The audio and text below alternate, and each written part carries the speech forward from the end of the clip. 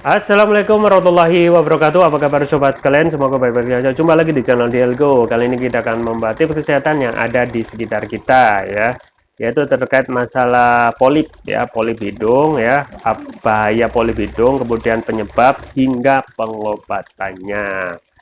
Ya, sobat sekalian ya, salah satu problem kita ataupun penyakit yang juga sangat perlu diperhatikan ya, dan juga sebagai informasi saja bagi yang belum tahu bahwasanya memang polip hidung itu adalah penyakit yang harus sangat berbahaya juga ya, perlu perhatian dan tidak boleh disepelekan.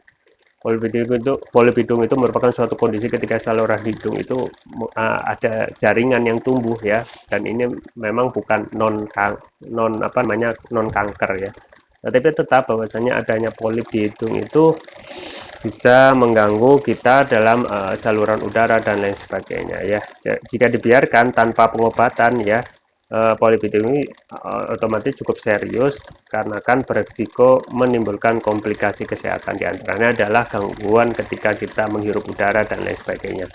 Nah, meskipun ini disebut tumor jinak ya, bukan berarti kita itu merasa menyepelekan ya. Justru kita harus berhati-hati, kemungkinan ini akan memburuk jika kita biarkan gitu.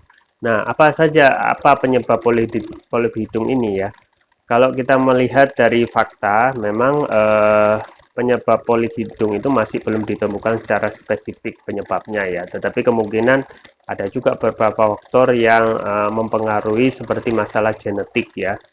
Genetik, kemudian menderita sakit asma ya, kemudian sensitivitas aspirin ya, kemudian kekurangan vitamin D, sinusitis ya, penyakit langka yang menyebabkan radang, pembuluh darah, dan intoleransi alkohol. Itu banyak sekali penyebabnya yang secara spesifik memang belum bisa ditentukan, tetapi memang harus kita tetap kita menganggap bahwasanya penyakit yang memang harus diatasi dan tidak bisa diremehkan. Apa saja gejala polip hidung ini ya? Sampai saat ini ya, ketika seseorang itu menderita polip hidung serta peradangan pada sinus, biasanya mereka itu apa gejalanya ya, yaitu seputar hidung misalnya pilek ya. Kemudian juga rinitis alergi ya, pengap secara terus-menerus, kehilangan indera penciuman ya. Kalau Anda misalnya kehilangan indera penciuman, kita harus waspada ya.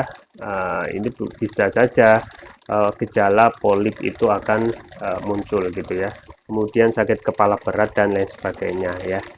Nah, tapi jika Anda merasa gejala konstan dan berlangsung lebih dari 10 hari ya, nah itu harus diperiksakan ke dokter.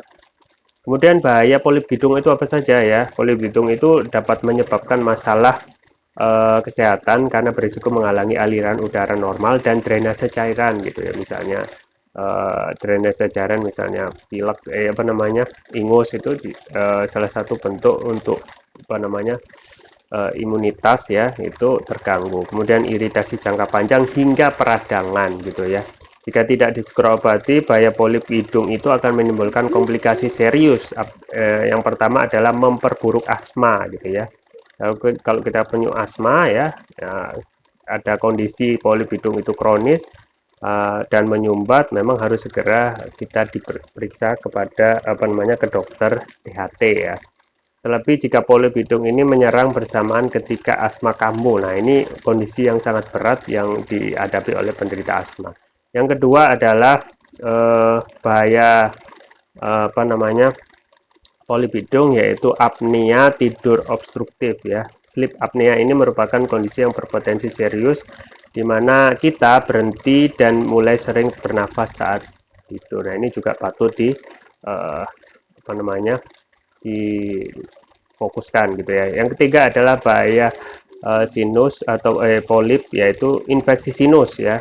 Ketika saluran pernafasan terhalang oleh pertumbuhan jaringan abnormal, hidung akan rentan terkena infeksi sinus ya. Meski infeksi sinus bisa disembuhkan ya, penderita penyakit ini berpotensi merasakan kambuh ketika kembali sewaktu-waktu ya. Dan memang sobat sekalian ya, kembali lagi bahwasanya bahaya yang ada terkait masalah polibidung ini memang sangat rumit ya, dan kita harus benar-benar tidak bisa meremehkan ya. Nah, yang terakhir masalah pengobatan ya. Apa saja yang bisa dilakukan untuk pengobatan terkait masalah polibidung ya. Polibidung itu memang kembali lagi tidak boleh dianggap sepele ya, untuk memastikan penyebab dan menentukan diagnosis Anda ataupun kita ya, kalaupun ada gejala ataupun yang merasa tidak enak di seputar hidung, itu bisa kita konsultasikan ke dokter THT gitu ya. Nanti dokter akan meminta Anda melakukan serangkaian screening kesehatan serta tes pendukung meliputi tes darah ya. Kemudian yang tes darah itu yang berfungsi untuk mengetahui kadar vitamin D kita dalam tubuh, dan itu juga untuk mengetahui ya, jika jumlahnya rendah berarti itu berhubungan erat dengan polibidung ya. Kemudian yang kedua adalah tes alergi gitu ya. Nah, ini akan ditanya oleh THT ya. Dilakukan untuk mencari tahu sumber atau pemicu alergi yang menyebabkan polibidung. Tes genetik cystic fibrosis akan menguji lendir Anda, air mata, keringat, air liur, dan cairan pencernaan, karena penderita penyakit ini memiliki peluang lebih besar terkena polibidung akibat faktor keturunan ya.